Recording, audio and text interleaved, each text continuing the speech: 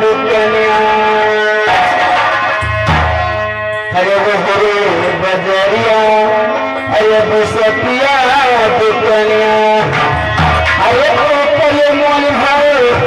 अरे हमारी नाजरिया कर बलि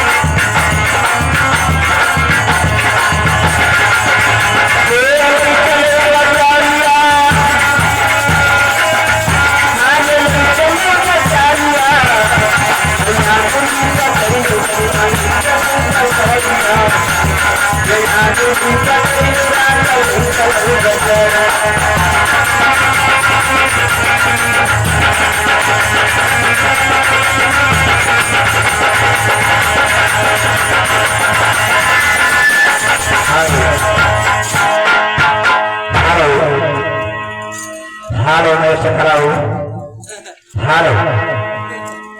हाँ सखिया मेरे माता और बहना मेरे भैया और बाबू देखिए आप लोगों को मैं तमाशा के बारे में आप लोगों को मैं सूचना दिया जाता है कि आज की रात में तमाशा दिखाया जाएगा जालिम सिंह नाटक उर्फ नंगा का प्यार।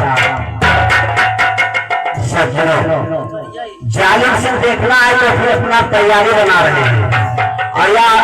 या घटिया बड़े थोड़ा देखेंगे तो अभी 1.5 घंटा बाद या पाठ के स्वागत है भाई। देखो सत्य बात जालिम सिंह तो ठीक है जालिम सिंह तैयारी चलिए करा डालो हर सामान गरिया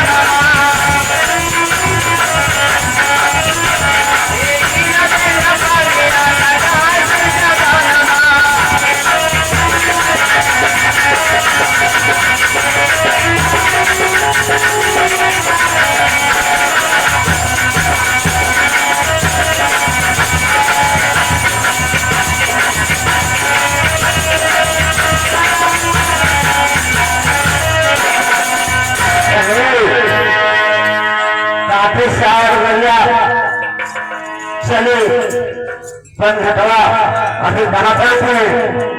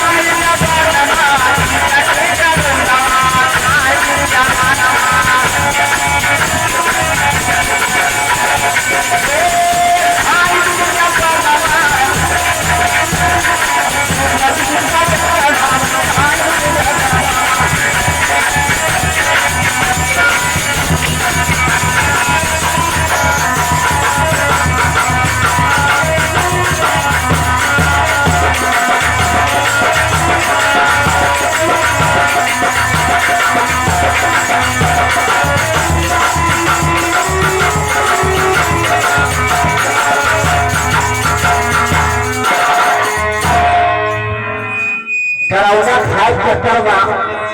आग बरस हाँ और कोई बैठा पूछत है